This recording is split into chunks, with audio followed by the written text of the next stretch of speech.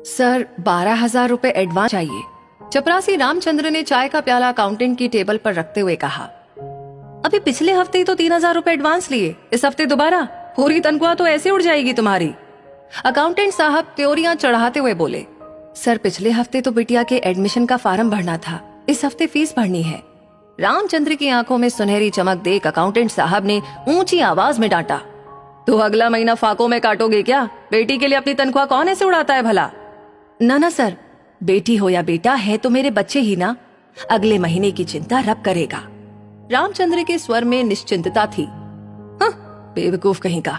चाय का प्याला होठों से लगाते हुए अकाउंटेंट साहब मन ही मन बुदबुदाए, महेश रामचंद्र को मेरे कैबिन में भेज दो।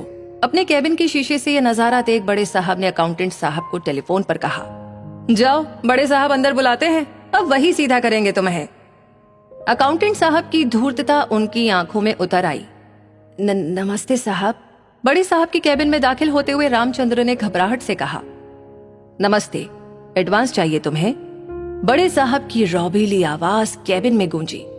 जी बेटी की पढ़ाई के लिए साहब, पढ़ने में उसकी बहुत रुचि है, बड़ी अफसर बनना चाहती है। रामचंद्र की आवाज लड़जा गई। बड़े साहब विचार मग्न हो गए। कमरे में घोर सन्नाटा पसर गया। साहब एडवांस मिल जाता तो। हिम्मत कर रामचंद्र ने मानो जबरदस्ती शब्द मुंह से बाहर निकाले। ये लो। दराज खोल बड़े साहब ने एक लिफाफा निकाला, उसमें रुपए रखे और लिफाफा रामचंद्र की ओर बढ़ा दिया। ये क्या है साहब? बेसाख्ता मुंह से शब्द निकले। तुम्हारी बेटी की पढ़ाई का खर्चा। अब तुम्हें किसी के आगे हाथ फैलाने की जरूरत नहीं। पर गहरी चिंता की लकीरें मस्तक पर आ विराजमान हो गई। मन में 100 प्रश्न कुलबुलाने लगे। क्या सोच रहे हो कि कैसे चुकाओगे ये कर्ज? अब रामचंद्र के मुंह से एक शब्द न फूटा, जुबान तालू से चिपक गई हो जैसे।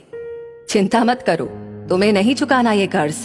बड़ी साहब ने रहस्य भरे अंदाज में कहा तो रामचंद्र की रही सही हिम्मत भी जवाब दे गई। जी में आया बोल दे, साहब हम गरीब जरूर हैं पर बेगैरत नहीं। और प्रत्यक्ष में कुछ न बोल पाया। अचानक बड़े साहब की रौबीली आवाज से उसकी तंद्रा टूटी। बस अपनी बिटिया को मेरी तरफ से इतना कहना, जब पढ़ लिख कर काबिल बन जाए तो ऐसे ही किसी जरूरतमंद की मदद कर दे, तब हो जाएगा तुम्हारा कर्ज चुकता।